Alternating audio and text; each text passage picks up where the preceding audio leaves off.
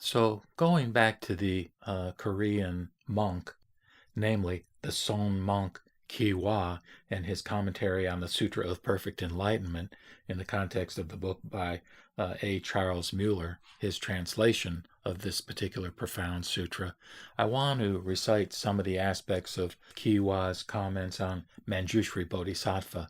And those of you who are at all steeped in the Buddhist tradition will certainly recognize Manjusri as one of what I call the cosmic bodhisattvas. We talk very, very often about Kuan Yin or Avalokiteshvara, the regarder of the cries of the world, who's the embodiment of infinite compassion, while Manjushri, of course, is the embodiment of infinite wisdom. And so, in that context, is a major sort of teacher within the some of the Mahayana sutras, and is viewed as a senior disciple of the Buddha, and one who can be looked to provide great wisdom to us seekers. So what Kihwa says is, he says, Manjushri means most profound. The unfathomable is called profound, or Manju. The first among many is called most, or Shri, so Manjushri. The reason he is called the most profound is because he gathers a myriad virtues without showing them. Though he carries out a myriad transformations, he is never depleted. Though he is high, he cannot be looked up to. The reason 100,000 bodhisattvas select Manjushri to initiate the teaching is because of his level of wisdom. Wisdom is the spearhead of a myriad practices, and at the same time their marvelous final product. If the myriad practices lack wisdom, then they will all develop flaws, or asrava. Mueller, the translator, explains, Asrava refers to the uncontrolled flowing out or leaking out of consciousness to the six objects of desire. Thus it means defiled or impure. The possibility for this leakage is directly associated with the condition of ignorance, which allows the consciousness to be tricked by the illusions of subject and object, like and dislike. But the enlightened mind, on the other hand, is able to operate without outflow, and therefore whatever is created by it can be pure and perfect. And back to Kihwa's commentary, he says, it is because the Buddha wants to make all practitioners of perfect enlightenment first rely on wisdom and then practice that he has Manjusri ask the question, first explaining the Dharma practice of the Tathagata's causal stage. This Dharma practice of the causal stage is none other than faith understanding. First, you must have faith understanding, and then you can begin to practice and reach to realization. This is why Manjushri is first to raise a question. And then Kihwa gives his own verses. If you want to understand the practices of the Tathagata's causal stage, read and understand the questions put forth by Manjushri.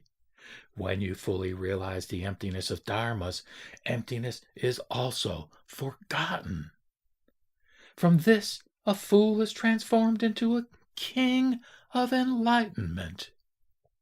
And keeping in mind here that the first chapter of the Sutra of Perfect Enlightenment is the chapter on Manjushri, the second chapter being the chapter on Samantabhadra, one of the other great cosmic bodhisattvas who represents universal virtue. So again, I think we heard in previous commentary by Kihwa that these first two chapters are probably in many ways the most important, in the sense that they teach the sudden approach to enlightenment, whereas the remaining several chapters of the sutra indicate more detail regarding more gradual type approaches for those that may not be ready to grasp immediately the fact that this is enlightenment here and now.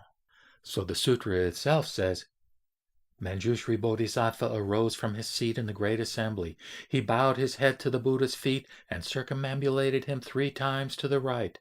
He then knelt down with his hands clasped and addressed the Buddha, saying, and then he goes on, Greatly compassionate world-honored one, please, for all members of this assembly who have come for your Dharma, teach us about the Dharma practice of the Tathagata's originally arisen pure causal stage.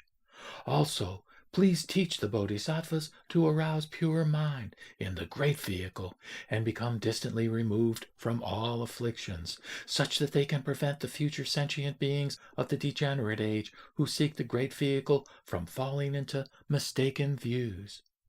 Having said this, he prostrated to the ground. He asked the question 3 times in succession. And Kihwa says, the fundamental reason that all Buddhas appear in the world is to save sentient beings. The vast desire to save sentient beings is originally from his great compassion. And then back to the sutra, the Buddha says, excellent, excellent. Good son, you have skillfully asked on behalf of the Bodhisattvas about the Dharma practice of the Tathagata's causal stage. You have also enabled the sentient beings of the degenerate age who seek the great vehicle to gain the correct abiding, such that they will not fall into erroneous views. Now listen well, and I shall explain it for you. Manjusri Bodhisattva received the teaching with reverence and joy. All those in the great assembly became silent and listened.